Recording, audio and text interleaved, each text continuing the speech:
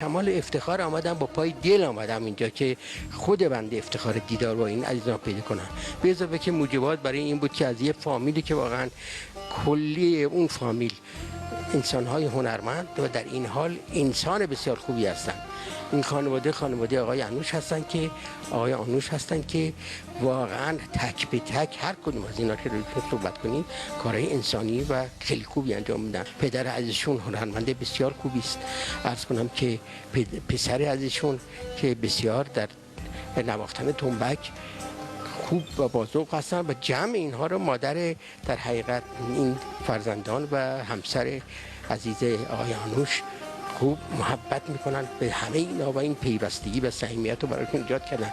به اضافه که این مجلس که من دیدم واقعا این مجلس بسیار خوبی بود، شعرهای خوبی خونده شد و خوشحالم این توفیق پیدا شد در من که بتوانم در مجلسی که جنبه‌های نیکوکاریش در حقیقت بالاتر از همه چیز شرکت کنم.